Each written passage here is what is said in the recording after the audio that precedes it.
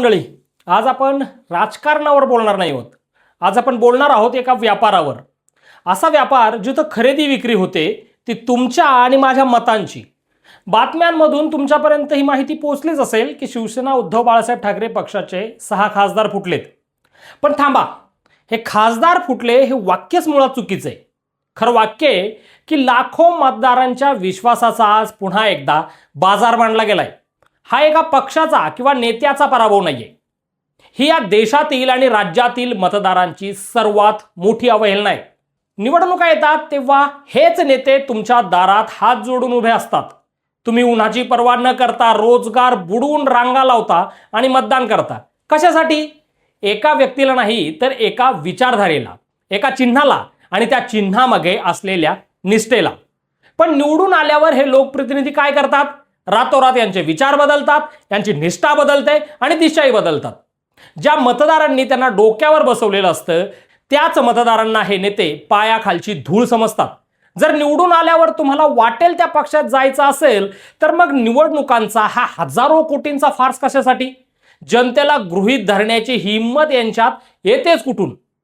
महाराष्ट्राचा इतिहास काय सांगतो? या मातीचा एक नियम आहे. इथल्या रयतेने चुका माफ केल्यात पण गद्दारी कधीच माफ केली नाही. जेव्हा जेव्हा स्वराज्यावर संकट आलं तेव्हा तेव्हा बाहेरच्यांपेक्षा आपल्यांनीच जास्त घात केलाय. रायगडाची दरवाजे उघडे ठेवणारा सूर्याजी पिसाळ असो किंवा अफजल खानाला सामील झालेला खंडोजी खोपडे असो, इतिहासाने यांच्या माथ्यावर जो कलंक लावलाय तो आज शेकडो वर्षानंतर सुद्धा पुसला गेला नाहीये. आजचे हे राजकीय सूर्याजी पिसाळ सूट बूट आणि पांढऱ्या कपड्यात वावरत असतात. फरक फक्त इतकाच आहे, तेव्हा तलवारीच्या जोरावर निष्ठा विकल्या जायच्या आणि आज खोक्याच्या किंवा पदांच्या लालसेपोटी विकल्या जात आहेत. पण ही कृती तीच आहे, रयतेशी बेईमानी. 1960-70च्या दशकात हरियाणातून आयाराम गायारामची संस्कृती सुरू झाली. आज महाराष्ट्राला या संस्कृतीची राजधानी बनवून ठेवलंय. पक्षांतरबंदी कायदा नावाचा एक कागदी वाघ आपल्याकडे जरूर आहे, पण त्याचे दात राजकीय सोयीनुसार काढले जातात. जेव्हा एखादा खासदार फुटतो तेव्हा तो फक्त एका पक्षातून दुसऱ्या पक्षात जात नाही.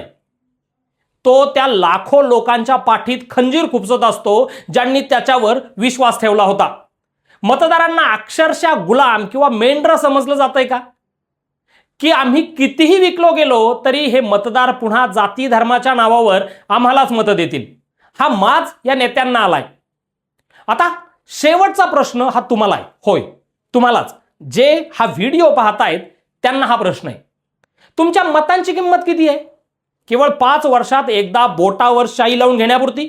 जोवर मतदार या राजकीय सौदेबाजीवर रस्त्यावर उतरून किंवा मतदार यंत्रातून आपला संताप व्यक्त करत नाही तोवर हे असंच चालणार. 6 गेले काय किंवा 60 गेले काय, जोवर मतदार नावाचा राजा जागा होत नाही तोवर लोकशाहीच्या या बाजारात तुमचे आणि माझे असेच लिलाव होत राहतील.